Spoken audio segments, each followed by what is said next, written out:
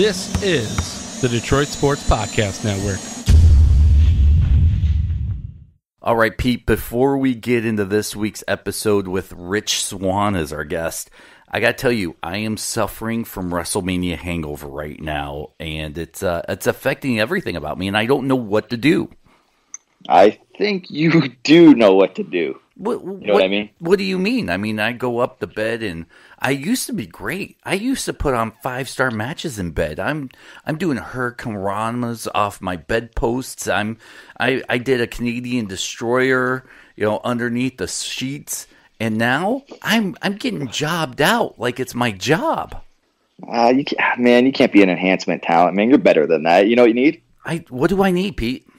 You need Blue Chew, man. Why didn't I not think of Blue Chew, Pete? Why?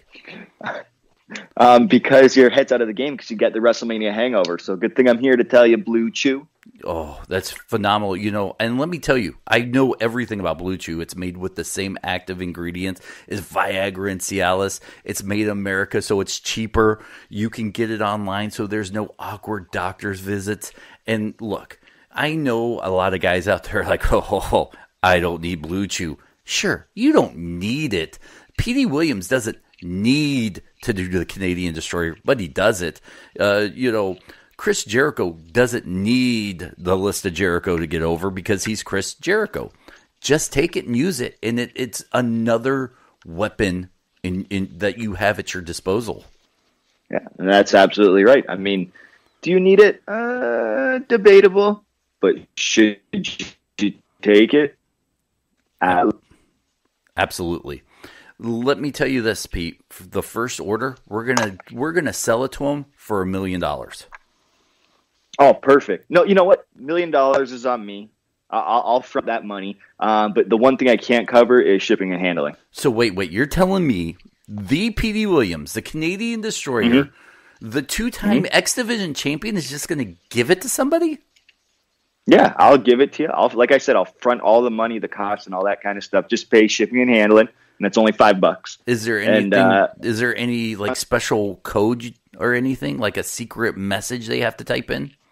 Yeah, just one little secret message. Don't tell everybody, all right? Because we don't want everybody using this. But use the code PERSPECTIVE, just like the wrestling perspective. Just use PERSPECTIVE, and then $5 shipping and handling, free on me and Dennis. Oh man, you were such an angel because I was gonna upcharge them on it. So you're better than I am. No, we can't do that, man. No, free, absolutely free. $5 shipping and handling. All right, you ready for the show? I'm ready.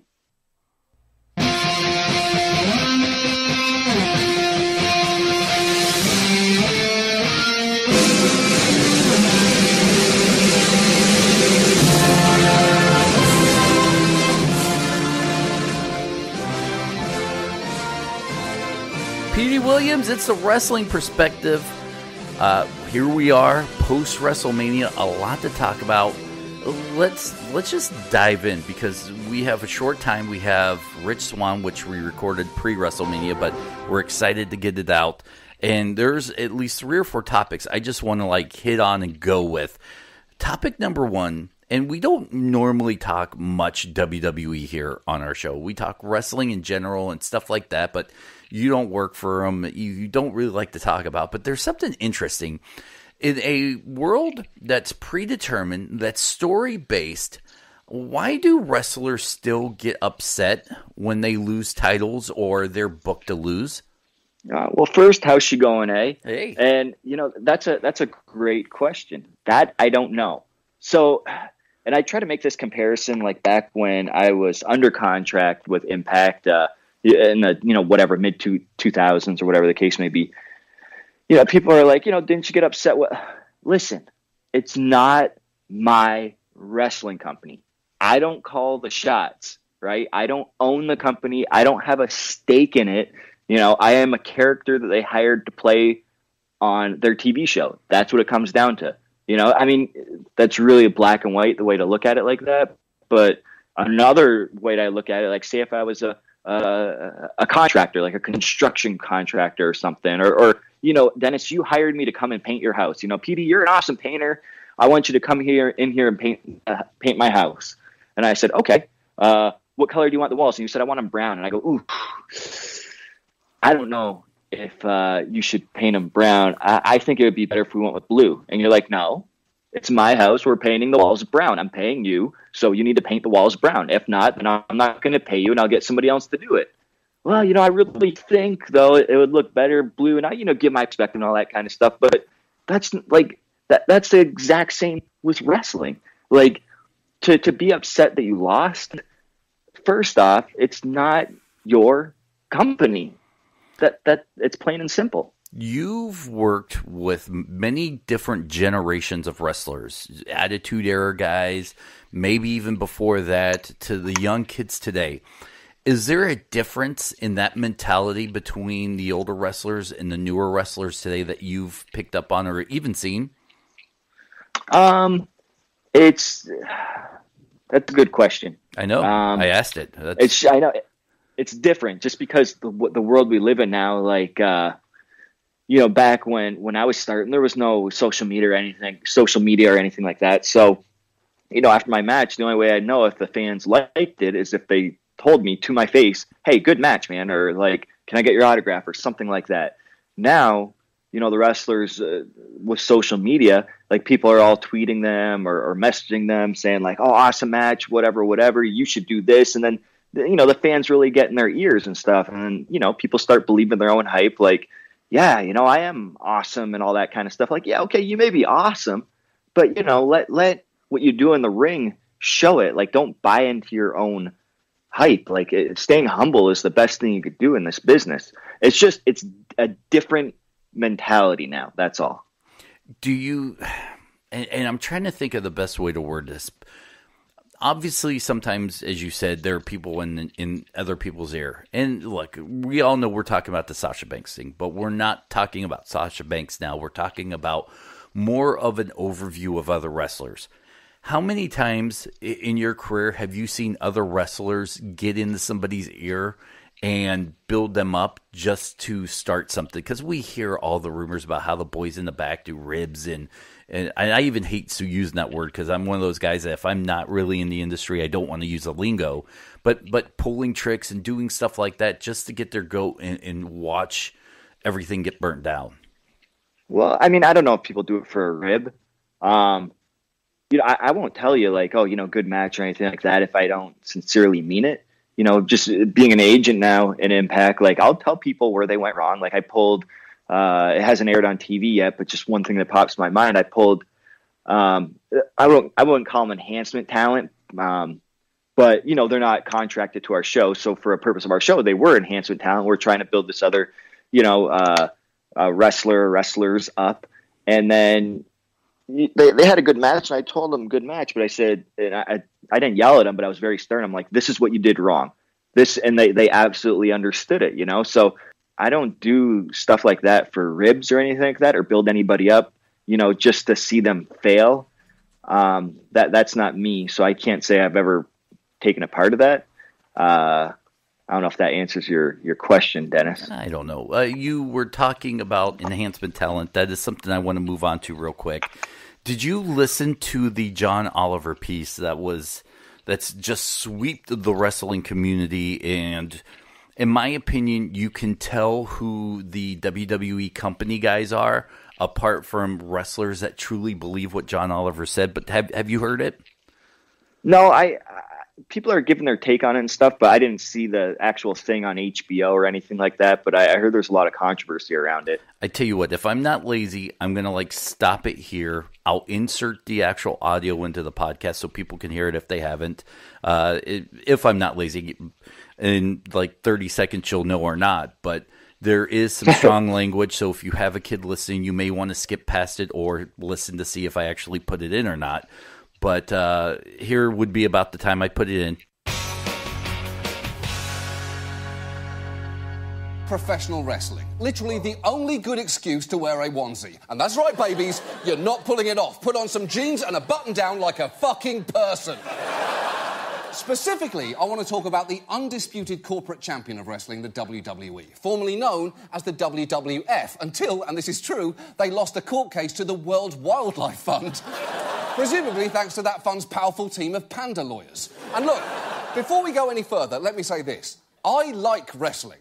And you might be surprised to hear that, but I'd argue it's objectively entertaining. And the WWE has, over the years, delivered numerous, ludicrous and genuinely incredible moments, from when Jake the Snake Roberts set a live cobra on Macho Man Randy Savage, to the time Braun Strowman suplexed the Big Show off the turnbuckle and broke the entire ring, to when Stone Cold Steve Austin drove a beer truck into the arena and sprayed the corporation with a beer hose, not to be mistaken with the time that Kurt Angle drove a milk truck into the arena and sprayed Stone Cold Steve Austin with a milk hose. And then there was whatever the fuck this is. Oh my God, here we go! Oh my God, what's gonna happen? Look out! Oh my God! Oh my God! Everything about that is fantastic. But my favourite part is, after the table was lit on fire, the commentator asking, what's going to happen? What was he expecting to happen? Oh, the table's on fire. Oh, my God, here comes a hibachi chef and he's making one of those onion volcanoes on the table. Now he's doing indoor s'mores. Oh, my God! And look, it is worth talking about the WWE tonight for multiple reasons. First, it's astonishingly popular. It has over 1 billion fans on social media. It has 2 highly rated cable shows, its own streaming network, reality shows, video games, and even a movie studio, which has produced such hits as The Scorpion King, Walking Tall, The Marine 2, The Marine 3, The Marine 4, The Marine 5, The Marine 6, and, of course, Lincoln. By the way, their first choice to play Abraham Lincoln was actually Brutus the Barber Beefcake, but he wasn't available, so the role went to Daniel Day-Lewis, who was fine. And look, this company makes a lot of money. Last year, it generated a record $930 million in revenue. In fact, WrestleMania alone, which is taking place next Sunday, is one of the most valuable sports brands in the world, ranking higher than the World Series, which actually makes sense when you think about it, because while the World Series is mostly spent watching a millionaire in a button-down think about whether or not to throw a ball, WrestleMania involves things like this. No! Oh my God! No! For the love of mankind! Shane just exploded through our table! Are you not entertained? How could any other TV show top that? In fact, I would argue every other show should just be called, unfortunately, not a guy exploding through a table, and this show should very much be included in that.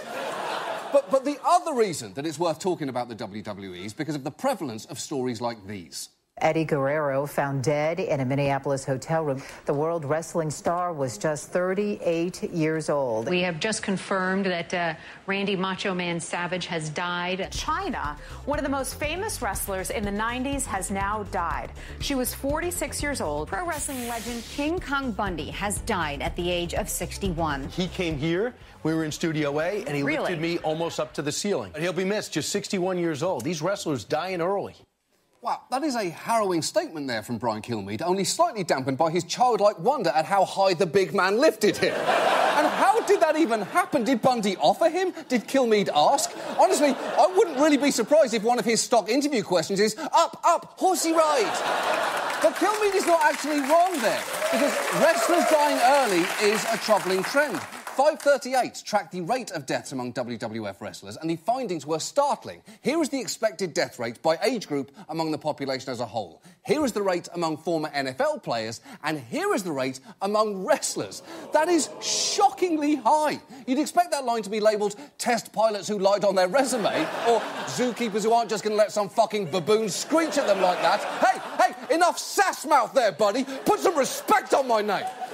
So with that in mind tonight, exactly a week ahead of WrestleMania, let's take a look at how the WWE does business and how it treats its wrestlers. And before we start, you can't talk about the WWE without talking about its chairman and CEO, Vince McMahon, because he is incredibly powerful, as you can see in this actual photo he took for a fitness magazine. The magazine, Scary Grandpa Who Looks Like a Big Bumpy Hot Dog Quarterly. Vince bought the company from his dad and has since overseen its meteoric ascent into the mainstream. Because before he came along, wrestling was splintered into fiefdoms around the country, all of which had their own broadcasts. Welcome to the special edition of World Class Championship Wrestling. Welcome to this week's edition of Mid-South Wrestling. Welcome to Mid-Atlantic Championship Wrestling. Hello again, everybody, and welcome to another exciting hour of the Universal Wrestling Federation. Look, Look, I get wrestling is all about spectacle and pageantry, but a tuxedo, Jim? A tuxedo? Tone it down a notch. You're not at a fucking gala. Michael, as usual, no notes. You look great. Keep living your truth. Now, throughout the 80s and 90s, Vince McMahon gradually eliminated or absorbed his competitors, and now one giant company basically holds a monopoly on the industry. And it's impossible to overstate just how involved Vince is. He's not just CEO. He oversees storylines, scripts, everything, even playing a fictionalised version of himself as the show's overarching villain. Although his choices of how to dramatise that have been pretty questionable, whether it's him forcing female wrestlers to strip, or beating up his supposed illegitimate son, Hornswoggle, or dropping the ultimate racial slur as part of a comedic skit. What's up, boss? How you doing? Yeah. What's good in the hood? Just holding it down, trying to take care of business. Keep it up, I'm a nigga.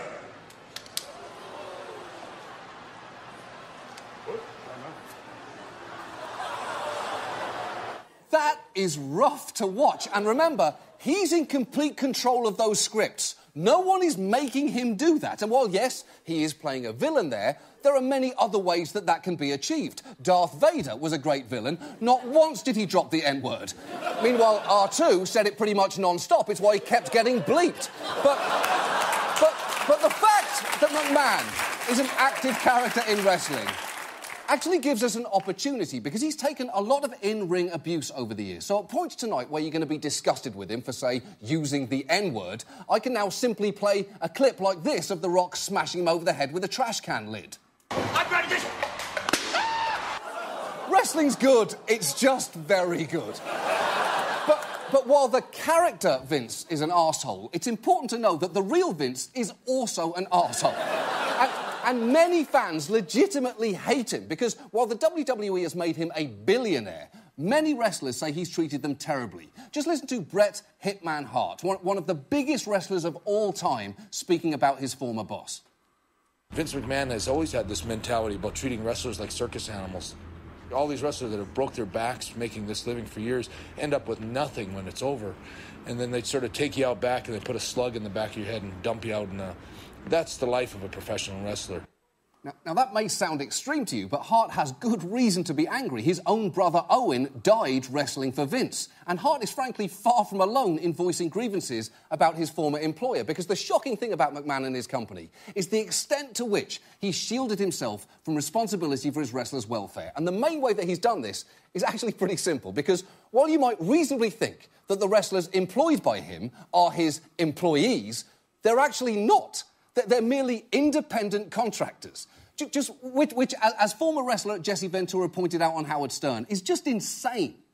How are they self-employed when you're signed exclusively? Right. You can't work for nobody else. It's a monopoly. Yeah. They tell you when and where you'll work. They tell you who you'll work. They can totally control your life. And you're an independent contractor. And yet they call you an independent contractor. How has the government allowed them to get away with that for 35 to 40 years? Yeah, he's got a point there. An independent contractor is someone that you might hire for a specific limited task, like a plumber or an accountant. Wrestlers aren't either of those things, apart from this wrestling plumber and this wrestling accountant. But the vast majority are totally different. And as independent contractors, wrestlers are exempt from most discrimination and occupational safety laws. They also don't get paid annual leave, pensions, or health insurance. And I would argue that, when you look at the Department of Labour and the IRS's specific criteria for independent contractors, it's a complete joke to think that they apply to Vince's wrestlers. For instance, the IRS states that independent contractors should be free to work when and for whom they choose. Well, Vince's wrestlers sign exclusive contracts, so that's complete bullshit. The guidelines also say that someone's probably not an independent contractor if the success or continuation of a business depends to an appreciable degree on the services they provide. Now, I guess the question there is, are wrestlers essential to World Wrestling Entertainment? It's a good question. I mean, it's not called World Totally Empty Ring Entertainment, so that might be a clue. In fact, if I might quote the company's own website, WWE performers are the company's greatest asset. Without our performers, WWE would not exist. And look, maybe when wrestlers might work years ago for multiple different organisations, it made sense to call them contractors. But now that WWE has a chokehold on this industry, it makes just as much sense to call them that as it does to call Jimmy Carter a panty-dropping fuck machine. And now we're going to keep going like I did put it in. So, and you still haven't listened to it, by the way. No. If the people listen and if I put it in, you like how I'm like openly lazy about it. We've talked. Yeah, and I like how you keep saying if I put it in. I like how you keep saying put it in. Yeah, if you put it in. If I put it in, you keep saying put it in like we're doing another Blue Chew ad or something like that. So we talked probably 6-8 months ago about the term contract and enhancement talent, and you truly see it now in these smaller companies. Impact is treating people like contract employees. They're free to go anywhere they want, show up for our dates, do our thing. You see it with MLW. I think AEW is more of a exclusive, but there's rumors of how they're going to do things a little bit different to give people more protection and power. I don't know until it starts going. But, I love on Twitter now, you see a direct line, and it's obvious who the company, WWE company guys are protecting that narrative of, no, they're contracted guys. They just can't do anything else. Yeah, independent contractors is what they like to call us. And, it's tough because if you're an independent contractor, let's go back to me painting your house, Dennis. I work for myself. You pay me whatever. Let's say, I don't even know how much it costs to paint a house. $800 for this house. I'd be like, okay, deal, right? And then do I expect that I can't paint anybody else's house except for yours? That's the question, right? That's what they're kind of relating it to. So, but again, if you were using me every single day to paint your house for $800, yeah, I wouldn't work for anybody else. So you got to remember, it's kind of different because these WWE guys or whatever guys, they're getting a weekly paycheck and royalties and all that kind of stuff from their merchandise and so on and so forth to stay with the company. And they can't work anywhere else. So that to me is an employee, in my mind. But they say you're independent contractor so that they can, kind of get around other things of having to call you an employee. So, like healthcare and all that kind of stuff. I don't know. Yeah, that's tough. It's tough to. I could see it both ways, but I mean, it's tough. I don't know if we'll ever see healthcare in wrestling, just because the enormous cost of it would cripple some of the smaller companies. Imagine Impact having to pay healthcare right now with their budget. Well, no, it's not so. If I were to hurt myself tomorrow in an Impact ring, I know that they would pay for whatever surgery that I needed. They just do that. They've done it before in the past. When I broke my orbital bone, they paid for it. So and we know they're going to do that. And I don't know if it's cheaper to do that or if it's cheaper to just get everybody healthcare. Obviously it's cheaper just to pay as you go kind of deal. When somebody gets hurt, we'll just pay it. And we both know somebody right now who is injured and the company is paying for them. So even though, there's some weird stuff going on. So it's being done, right? Yeah, in WWE, I know, this is the big one because they're the biggest wrestling company. Everybody that gets hurt, they hook them up with their own doctors and stuff. It seems like everybody gets knee surgery by the same doctor. Oh, we're gonna go see Dr. Andrews, I remember at one time it was Dr. Andrews or Dr. Youngblood or whoever it was at the time. Youngblood. They sent all the people there. I don't know. I can't remember who it was. But yeah, they do take care of their people because it is their investment. That's why I think why not just be employees? But and then if you're an employee and you have that many people working for you, then can it be unionized? Because for the longest time, back in the day, I think Jesse Ventura wanted to make a union out of wrestling. Well, they're not employees, so you can't really be a union. People that are employees of the company are the writers and stuff like that. Jimmy Jacobs, when he was writing the show, he was an independent contractor. He was an employee. He got benefits and healthcare and all kind of stuff. It's different, but wrestlers, they're not employees. Do you know what doctor I like to go see? What? Dr. Vinny Boombots. Who? Okay, elaborate. That's actually an old Rodney Dangerfield bit. Okay. You should go look it up. It's funny. Got my duck, Dr. Vinny Boombots. Vinny Boombots. It goes along with the no respect thing. Anyways, that's an interesting debate, especially for us outsiders, which I still view myself as an outsider compared to what. And maybe this is a debate where I'd like to get maybe someone like a Brian Cage back on, who I don't want to use the word still relatively new on the scene. He's been around for a while, but new in this upper echelon of being considered a top wrestler, and find out like kind of his point of view, or somebody like a Rich Swann who's been everywhere and find out his point of view. Although we do have Rich Swann on, we didn't ask him this because it wasn't that burning debate, but it is interesting that on WrestleMania week, that's the topic John Oliver picked to hit home on. Yeah, I mean, it's like maybe I'd be looking at it from a different angle. Like I have always understood, like if you work for a wrestling company, you're an independent contractor. That's just the way it is. I've never expected to be an employee of the company.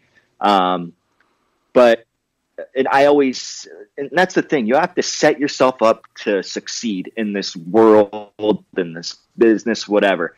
Knowing that going in, you need to have a backup plan. You need to know what to do for your health insurance and stuff like that. And, I know my wife, she has really good health insurance. So if I take a contract with Impact, whatever the case may be, and I'm an independent contractor, I know they're not going to give me healthcare benefits. So I know I have my wife to fall back on. Like you just have to set yourself up for success. It'd be totally different if my wife didn't have benefits. It would bring up a totally different debate in my head and way of thinking, hey, should I sign with Impact and take this? I'm not going to have health care. Like I'm going to have to get it some other way. So every young wrestler has to be aware of that going into that. Like just have a backup plan for benefits and stuff. I mean, because you can't do this forever. You definitely can't. Do you know what a Segway is? A what? A Segway? A Segway? Yeah. That thing that you drive, like you see the mall cops on? Yeah, that one, Pete. That's okay. You segued perfectly into my next topic. And I'm sorry, guys, if we're not lingering on it. We've got a short time span this week and a lot of stuff to fit in. So we can elaborate later more. But how much into the story can I go, speaking of being an Impact employee? Because can I start from my point of view at a party we were at? Sure. All right. We're sitting at a party, WrestleMania party I'm hosting, which was phenomenal, by the way. Thank you for coming, and you stayed way longer than I thought you would. Yeah, me too. Did you have fun? Yeah, it was a great time. Yeah, I did. So, for the last few months, you've been flirting around with Impact.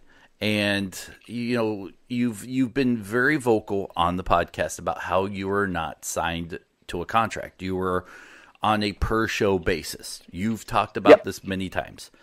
And just joking the other day, you sent, I don't even know how much of it is just joking or not. You just kind of flirted with Scott D'Amore about, hey, why don't you sign me to a contract? And I think Scott kind of laughed it off, and you laughed it off and moved on. And then I don't know if from my point of view now, you can correct me if my story is wrong. Scott contacts you and says, hey, maybe we are interested in this whole contract thing with you.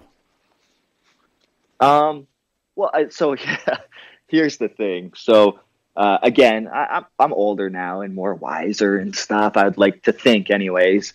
And we were just talking about healthcare and benefits and all that kind of stuff, looking at longevity, your future. I'm not a young guy anymore that can wrestle forever kind of deal. So back out of like when I first got back to Impact, when D'Amore was the VP, even before Don Callis got there, I said, hey, Scott, I'll sign a deal. And we kind of joked about it, but it ended up being like it has to be a 20-year deal, which is like unheard of in wrestling, right? So that's where the joke came in, because I was just looking for more longevity, 20-year deal. and then that way you could play in your future. I mean, I liked it, right? And so we always joke about it, and like it seems like every single tapings we joke about it and all that kind of stuff. And then I sent him a text and I said, hey, how about such and such this many years? And I think he thought I was joking again, but then it turned out like, oh, are you serious? And then it kind of got a little bit like serious talking and stuff like that, which was, I mean, I don't know, I wasn't expecting it, but so I don't know if we're in serious talks now or like we're in the halfway between joking and serious, because we had texted about it, and then tomorrow I was like, hey man, I think this is a phone call. So we've upped it from like text to phone call, but I mean that's where we stand right now. And I won't get into the terms and all that kind of stuff and duties and everything, but it's just interesting to see that something that started off as a joke kind of became serious. Well, it's also interesting considering the talent they've lost in the past, right? With Sanjay leaving and Abyss leaving, and a handful of other guys that you've plugged and played throughout the tapings over the last year have gone elsewhere, that you would have been the most natural choice since you know people, you know how to do things, you're learning. Your roles every week are constantly getting bigger and bigger. And as a friend who is kind of, I don't want to say I was there from the super beginning, but we were doing the podcast when you came back, and to see you grow into more of a leadership role, it's pretty exciting for me. Yeah, I mean, I like it. Like, and you were at the last set of tapings. Like, I literally, and I don't even know if we talked about this on the podcast, but I literally was like getting done with my match, grabbing my towel, just wiping the sweat off my face so I could run into the truck and produce the next match. And I remember Lance Storm was in there. Well, I run in, and then I get on headset and whatever, and then Lance is waiting because he has the next match, and he's like, man, I couldn't do both. That's what he said to me. I couldn't do both. Or I don't know if he said I couldn't or I wouldn't want to. But it's become second nature for me, because when I first started agenting, I was doing both. And then I transitioned to just doing the agenting part, and now it's both again. So, and Sanjay did the same thing when he was like the writer of the show. Like you saw him in his wrestling gear on headset, like still dripping sweat. That's just, the love of the business that we have. I mean, but when I look at it now that Abyss, was there forever, is gone. Like he was there before me. Same with Sanjay. He was there a little bit before me. I don't know anybody else that started before me on Impact that's still there, minus Scott D'Amore, because he started a little bit before me as well. But he heads the company now. Same with Don Callis, but he left for a very long time. I think he was there for a short stint at its early stages, and then he didn't come back until now. But other than that, like that's it, man. I'm pretty loyal to the company, and I think nobody can argue that. More than any of the details and the stuff going on, what interests me and what I wanted to at least talk about a little bit here is how different is this contract negotiations from your past with different Impact management? Well, the funny thing is, D'Amore has always been my agent. So that's kind of weird. Now you're like, he'd always fight for me. Now it's like, he's on the other end. So obviously he'll fight against me. If that's a real thing, like obviously negotiations are like, anything, like you have to give up this to get this, all that kind of stuff. It's not like you say, hey, I want this much for this long. Yep. Okay. And you sign. It's not like that. It's negotiation. So, Scott knows, my value, my worth. I trust him. He's one of the few people that I do trust, in the wrestling business. And he's never steered me in the wrong direction, but it is different than the last ones because I've never had to really negotiate my deals before, ever. Scott's always I've had 1, 2, 3 separate contracts that were different with Impact, and all 3 Scott negotiated. Well, was it 3 or 4? 3, and maybe I was going on 4, whatever the case may be. So yeah, it's obviously different because I have no idea, really, especially in this day and age of 2019, the last contract I was under was expired 10 years ago. So it is a lot different. And before we hit Rich Swann, there is something that I think you and I haven't really talked about much.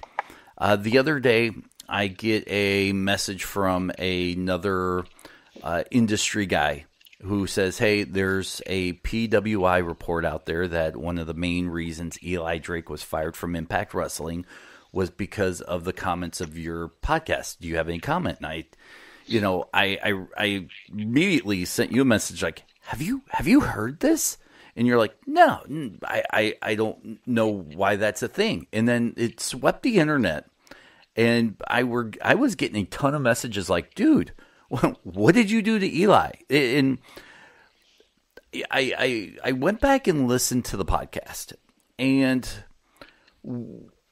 you were there. We talked to him, and I think the rumors that we contributed to Eli being let go wouldn't have been true, because if it happened, someone would have said something to you, right? Yeah, if something of that magnitude happens, I'm just guessing. So first off, I didn't get a call, not text, nothing regarding the interview, right? We did the interview at an Impact show, before Impact tapings, the last ones. And normally you'd get a call and be like, or even a text, like, hey, what exactly was said here, so on and so forth. Like, that's what I would have got. None of that happened. Like, I know Demoris texted me before saying like, hey, what happened in this match? Or he's called me and say like, hey, you were the agent for this match. What were you thinking here? And if I messed something up in one of the matches. So I would have definitely been questioned if that was the case. So do I think we contributed to it? No, I think, if anything, there's probably rumors out there before. I don't think Eli would use our podcast to have breaking news or anything like that. It was probably just to reiterate. And you saw, he was like, how honest do I want to be? And he was going to tell, we weren't twisting his arm or anything like that. We just asked questions and he can answer them however he wants. Eli is a super smart guy, and he knows what he's doing when he's doing it. He's not one of these guys that get on a headphone and talk, and then, 2 days later he sends a message saying, oh, I wasn't thinking, I'm so sorry. Can you delete that? And I won't say who, what, where, when, but we've been asked only one time ever to delete anything we've recorded. And we did it because we want to be a podcast where people want to sit down and talk. We tried it earlier. When we first started doing it, it was like, I wonder if I can get this guy to say anything about this. And then we quickly realized, at least it was me, we quickly realized that that's not what we want to be. We want to be a place where people come and sit down and talk openly and have a good time. And sure, I do a lot of the headlines for clickbait. I mean, that's no secret. We even tell people look, don't be alarmed if you say you like cheese sandwich and the clickbait is, oh my gosh, blank hates meat. It's what you have to do to get clicks. And unfortunately, and we tell people they know all this stuff going in. So to be questioned on that kind of sucks, because how big of an Eli Drake fan I am. Yeah, and I am too. And I'll be totally open with that, because I would contradict myself if I said anything different, because we've talked about him many times on the podcast, how cool we think he is, and he's a star, all that kind of stuff. But I don't know what actually led to his release. I don't. No. I'm sure it'll come out next time at the next set of tapings or whatever, and then I'll probably know more. Because there's so much speculation. I've even heard a rumor that he didn't want to wrestle Tessa or something. I think that was on the internet. Which I also heard the thing about. What's that? I don't blame him. Here's what I'll say. Intergender wrestling for me is like hardcore death matches. It suits some people. Different wrestlers have different personalities. There's a guy like Abyss who will go fall in attacks every single day. And I'm not saying this wrestler does or doesn't, but let's just say Rich Swann doesn't ever want to draw blood and have cut marks on his head. That's his personal opinion. Wrestling women, you don't know what a wrestler had to go through in his past. He may have been raised in a family where the dad hits the mother, and he is just against women violence. He may have a view of, look, that's just not what my character does. I don't want to put my hands on a woman. And for someone to be villainized, especially in today's world of acceptance of everybody and their views that we've been, moving past, you should respect a wrestler who doesn't want to wrestle a woman, or a woman who doesn't want to wrestle her man, or a guy that uses his penis to flip people, or a woman who takes tampons out and shoves them in people's faces. There's so much stuff out there. Why are you villainizing somebody because they don't want to do something? Yeah, and that's why I don't think it really like his release came to that. Like I said, it was just, that's one of the rumors I heard. But then again, I mean, if I on television punch a girl in the face, right? That makes me a bad guy, right? Mm-hmm. But we know that I didn't really punch her in the face because it's wrestling. If I really punched anybody, whether it be a woman or a man, in the face on the job, they're going to go down. They're not going to kind of brush it off and then give me a punch back and we're going to go punch for punch. That's not how a real fight works. So, I mean, a lot of people, and I don't know if they don't want to wrestle, and it could be more than just like a violence thing. It could be like, hey, I'm married. I don't want to wrestle a female because I'll have issues at home. It could be that too, right? Even though it's, again, predetermined fake, but now you're going hands-on with another woman wrestling. It could be, there's a lot of things to be considered with it. I feel it does have a place on the show. I'll say this. You and I both know a guy in a different wrestling organization who was either in a ring or did a promo with another woman. And in the promo, he was, I guess, kind of handsy in a, I wouldn't say physical way, like sexual, but he grabbed her and whatnot. And the wife at home did not like that because of the image it portrayed on their family for the people who either watched it or knew the family. And, that's also a factor in some of these guys that are like, look, I get that she can hold her own, but I don't want that image to be pushed on my kids. Yeah, I mean, it's tough, like, especially if, like, I've had to do one back in the day with Tracy Brooks. I had to kiss her on TV, and I told she was my girlfriend at the time. I told her, I said, this is what's going to happen, and I made sure she's like, oh, I don't want to watch it. I'm like, okay. But it does. It has, like, even though it's fake, like, there's no emotion behind it, anything like that. It's just, it will have, it's tough. It's really tough when it comes to the family stuff. It's just like when you watch wrestling, you're thinking like 1980s, Hulk Hogan, whatever. That's what's bred in people's, head. And then when you get all this other, like now you're in the Attitude Era with bra and panties, and there's people making out all over the place. They're like, oh, this isn't wrestling kind of deal. Then it, becomes real, obviously. But yeah, I mean, it's tough. So, yeah, I mean, I don't know where to go from there, Dennis. I really don't. All right. But those rumors are false. We would have been contacted. And I think we would have been open of openly apologizing to Eli for putting him in that position if we felt like we contributed any way to that. We did.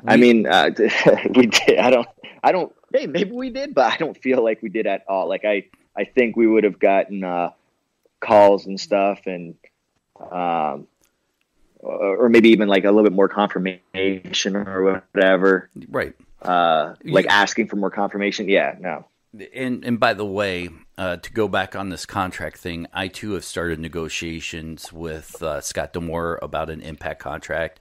Unfortunately, the reply was new phone, who dis? Oh, that always sucks. So I think it's going good. It's not a no. Yeah, it's not. He didn't say no, so you're telling me there's still a chance. All right. That's right. Wrestling perspective, Petey, you got some upcoming dates? Yeah, we got right before the pay-per-view coming up in Toronto at the Rebelplex. There's I got Clash. I think that one's in Allentown. I don't know who I'm wrestling at or whatever. That's Saturday, I think, April 27th. April 28th. That's our pay-per-view at Toronto. And then the 29th, also same place as our TV tapings.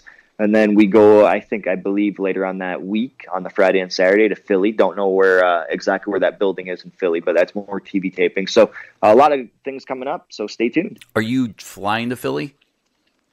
Yeah, I'm not driving to Philly. Come on, let's do it. I will go with you. Let's do a road trip. No, I've done that drive before, and it's not no Toronto drive. It's like a drive. Like, it is bad. I've done it. I think I've done it more than once. How about if you think about it? Think about it. Okay, I'll think about it. Because here's the thing. I can go to that one. I'll drive. We'll make it fun. We'll pack the car up full of other wrestlers if you want. I don't care. But I'm not flying to it, and I'm not going to drive by myself and meet you there, by the way. But if you were to think about driving, I would do that. I could probably pack you in my suitcase and check you. Dude, you're a strong guy, but I'm a fat guy.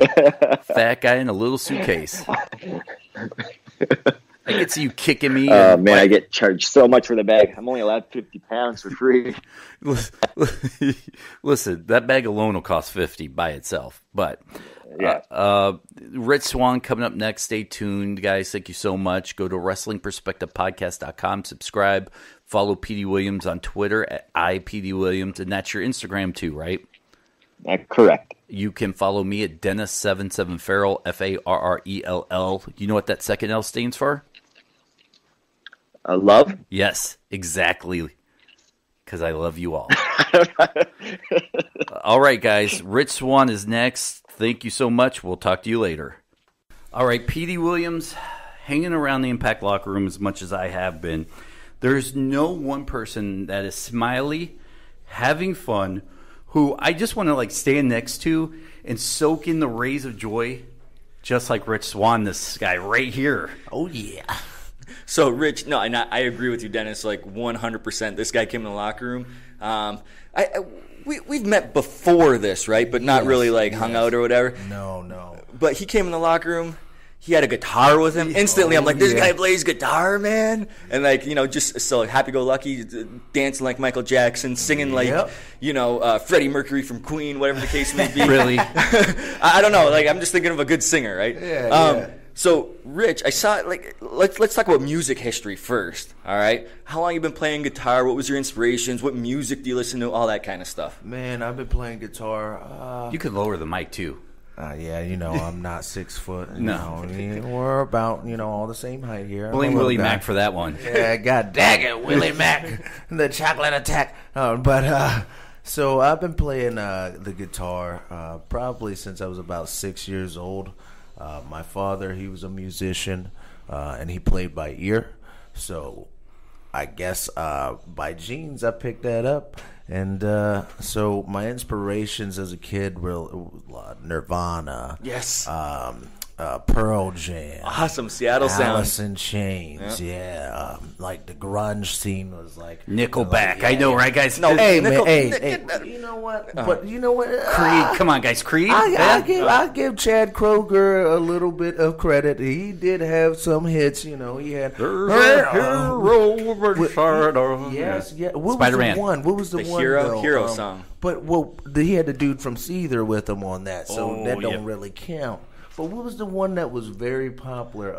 How You Remind Me? Yes. That was the most overplayed song on the radio ever in history. And I learned that, too, when I was a kid. It used to get me over, with the kids at school, bring my guitar. And see, and I respect you for that, because for me, for one, I've been playing for about 25 years guitar, but ear wasn't my thing. My buddy kind of, was taking lessons, and he kind of taught me the scales and all that kind of stuff, and then... Again, Nirvana was the big thing, and you know how easy their songs are to play, four chords.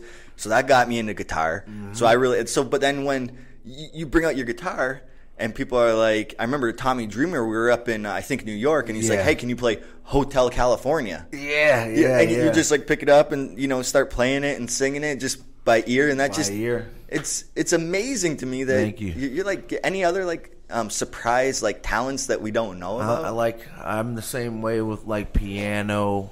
Wait, you play piano too? Yeah. I play a little bit of piano. If I hear a song, I can kind of jingle out the tune. I'm not saying I'm Beethoven or anything, but I can pick out the notes and everything. But I cannot read music to save my life. If somebody put a sheet in front of my face and said play this song without the title, I'm finished. Have you ever thought about incorporating like a music character into the Rich Swann progression? Because I could see you play like the perfect Prince character, like wear purple and. I always thought about that, and I used to before I was signed with WWE. I used to come out and beatbox and be like, "Ronin, baby." Can I tell you guys something? Yeah. When I was a kid, I wanted to grow up and be a beatboxer. Oh, man. Dude, I love the Fat Boys. The Fat Boys are still one. Yes. And I thought, you know what? I'm going to make a living out of being a beatboxer. And like 2 years later, no one ever did it again. I'm like, well, now I got to go to school. Oh, my gosh, bro. But now, like, there's beatbox battles. There's dance battles. I'm out of my prime, and though. people make money doing it. Can you beatbox? I used to back in the day. Come on, let me get a little sample. No. You don't want to hear that, all right? Man. Oh, man. Yeah, that's it. I'm out. Okay, pretty good. I could do the, I used to do that. Yeah, now I sound like I'm having a seizure. Dude, I wanted to so bad because, like, I still listen. I'm Fat Boys to death. Old school rap is where it's at. Like the new school, no offense. Like the SoundCloud rappers, I got a lot of respect for those guys because they're. I'm glad you do. But you know what? This is why I got respect for them, because they took the system that has been smashing, you know what I'm saying, artists for years, like rappers and rock and roll artists, jazz artists. They took the industry and they said, hey, we're not going to use you and get smashed and freaking, get a $200,000 up front and then have all this $100 million debt because of time and recording and all this. They said, you know what, we're going to do this ourselves and put it out. Yep. And then now all these guys, like all these like rock artists today and all these rappers and stuff, they're getting super popular by themselves and starting to sell out arenas without any record label. Like, it's kind of like what wrestling is nowadays. Literally. You can make a huge killing on the indies now, maybe more just than being signed with any of the top companies. Just pushing yourself. It's crazy. But let's go back to this music thing, because if I'm envisioning Rich Swann, I would see like superstar Rich Swann, right? Man. And you would come out with a single spotlight on you and like two women on each one of your arms, and you're kind of gone Hollywood a little bit. Like you have these cool ski glasses. I could see you still wearing those out there, and maybe this could be a heel kind of character where you're just like, look down at the ground, don't look at me. I am too bright of a star for you to look directly into me. I'd love to do something like that, and then have like a piano set right there, a harmonica mic stand, or just even come out with your guitar, I'd have it all. I'd make sure I'd have. Why can't we make this happen? Like la da da da. Pete, creative. We need to turn this into a character. Man, I agree. Hey. I like Really? that if it's done right. Yeah. Because I remember back when they were looking for a character for me before the Maple Leaf Muscle character to do something different. I was talking to Alex Shelley, who's a brilliant mind for stuff like this, and he's like, "You play guitar? Why don't you do something with guitar?" And this is before Elias was doing all that stuff. I didn't know how to like incorporate it. And at the time, Uncle Jeff, he had the guitar and hit everybody. I'm like, I don't want to step on his toes, but I'm all about incorporating music, because if you you're a star, right? Yeah. Everybody knows you could do the moves, you're all that kind of stuff. Yeah. But then you're like, oh, he could play guitar. He's even a bigger star. Yeah, exactly. Think about this. I got two of them: either superstar Rich Swann or Gone Hollywood Rich Swann. Either one is good. Oh, yeah, you like that one, didn't you? Gone Hollywood, baby. That's it. That's your. I've gone Hollywood on you guys. Do I dye my hair blonde like the rest of them? No, one blonde strip. Just the one that blonde, yes, the one that dangles. And you're always twirling that one. Yeah, just you already got I mean, people can't see, but like a lot. You already got it yesterday. You're coming up and saying hi to everybody. You shaved your beard and stuff. You're kind of cleaned up, and people are like, I did it. Who is this guy? I went up and introduced myself to him.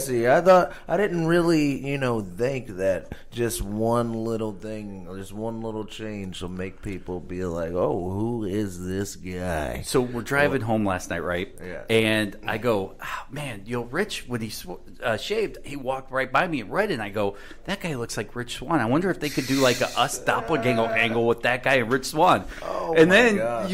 I'm like, it's Rich Swann. Oh my gosh, man, that's crazy. It was that much. That blows my mind. What made you do the shave?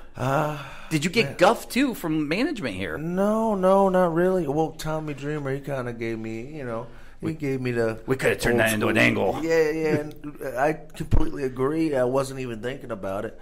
I literally was just watching TV in the morning before I got on my flight, and I got my hair cut, and then I started shaping up my beard, and then I went a little bit too far. And I hate that, yeah. And I was like, oh, I can fix it, and I fixed it a little bit, and it looks fine. And I was like, you know what, I'm shaving it all. Shaved it all, and like I started with my mustache, and then I was like, "Oh man, I kind of look like Abe Lincoln, like a black Abe Lincoln with dreads." I hate that. I hate when people look like that. Yeah, that's why I was like, you know what? No, man, this has all got to go. This all has to go. I'm not gonna come in here looking like a gorilla, like a friggin' come on. Pete, who did you say he looked like yesterday? Do you need me? Everybody agreed with it. Elijah Burke. Yeah, Elijah. No, but when I looked in the mirror before I got on the plane, I looked at my wife and I said, "Damn, I look like Elijah Burke."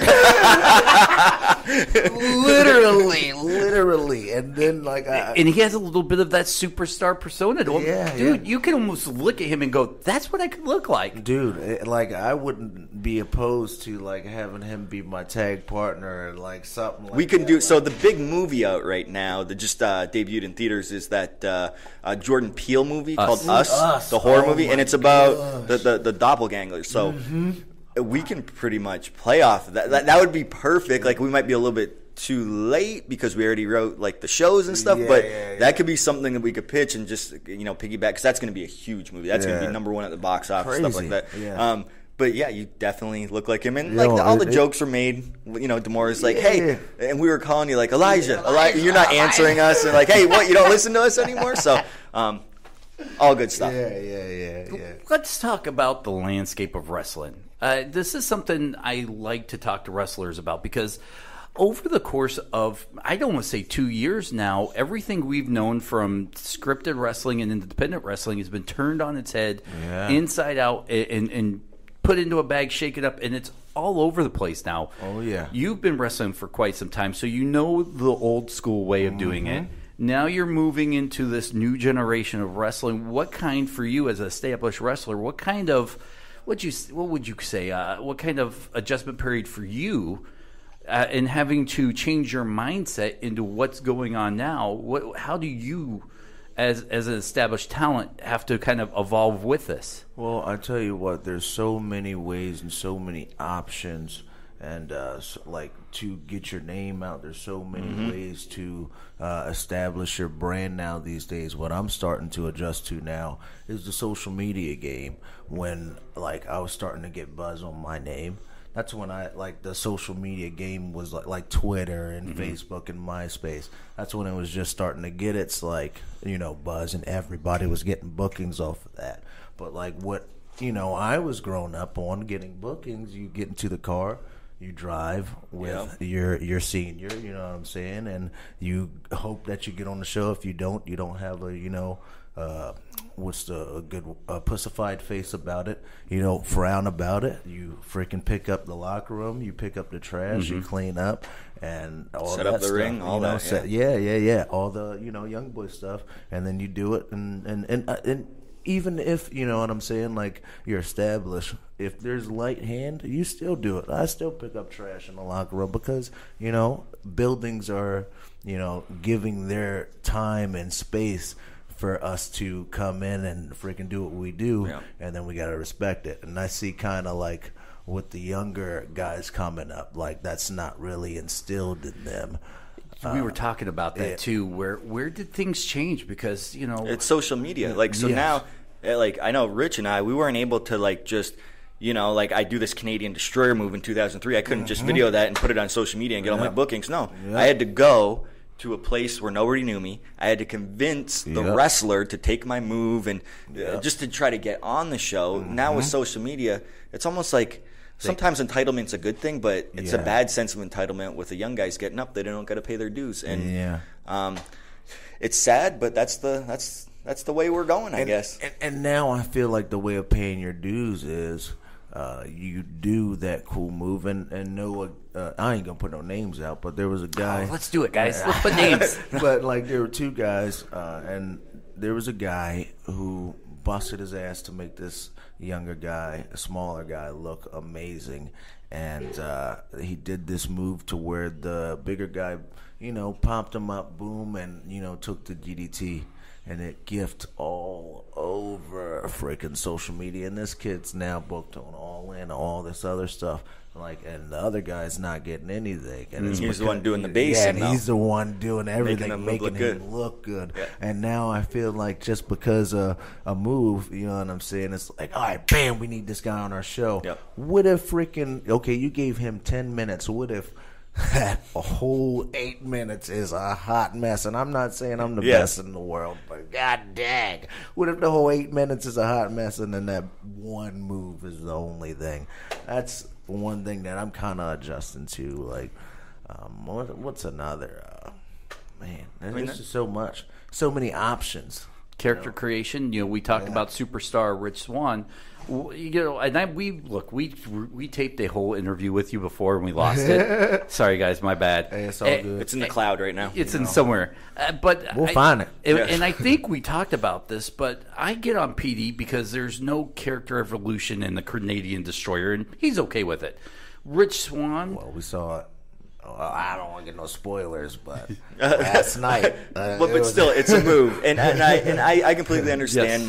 My character's a Canadian character, right? And you don't venture outside that box. And I know, and I structure my matches around hitting that move. People, when they pay to see me, they know what they're gonna get, and I'm okay with that. With where I'm at in my career, I can't do a quarter of the things that Rich does. You know what I mean? I can't. Like wrestle? But me and Rich, man, that we've had a couple good matches, man. I want more, dude. I want more. Yeah, and it's probably going to happen. But character development. Yes, but for you, do you think? Because you seem like a guy, and I'm gonna say something. You can tell me if I'm wrong. You seem like a guy that can get bored very easily with one thing. And I kind of wonder, do you always think about how you're going to take the Rich Swann character to the next step, the next level? Well, you see, like, I do tend to get bored. That's why, like, I cut my hair and all that, like, all that stuff like that. I do, but, like, I will do that character to the best of my ability, and if I know that it's not the right time to change yet, then it's not the right time. Would I get like frustrated with myself, like, oh man, should I be doing something else? Should I turn heel? No, it ain't the right time. But then, like, if I see like it's the right time to do something like fashion wise or like character wise or like dance wise or something like that, I'll go and spark it in and do it little by little, and then keep that change. Like, for instance, like with the glasses, like I started out, I came here with like smaller glasses, and then as time grew, they started getting bigger and bigger. Now they've evolved into the big ass ski glasses. Yeah, like larger than life, you know what I mean? Like stuff like that. Rich, I know I love watching. I know Dennis loves watching. I do. But I like being around him. Yeah. The fact that he knows who I am now, I'm like, how upset was I when I was like, "Did you bring your guitar, man?" Because I just wanted to jam out with you. But I know. Anyways, thank you so much for stopping by, Rich. Where can people find you and like shirts and all that kind of stuff? Social media. You can find me if you want to give me an email, you can email me at richardswann27@gmail.com if you got any questions. I'm doing it right now. Yeah, hit me up, baby. And you can you can hey man. Hey, Tommy, let him do his thing. Tommy Dreamer, Big Bully Tommy Dreamer. He's trying to hijack this interview now. Pete, we finally got him on our podcast. We finally got Tommy Dreamer on our podcast. God, Tommy talking to the mic saying, hey, how you doing? Now.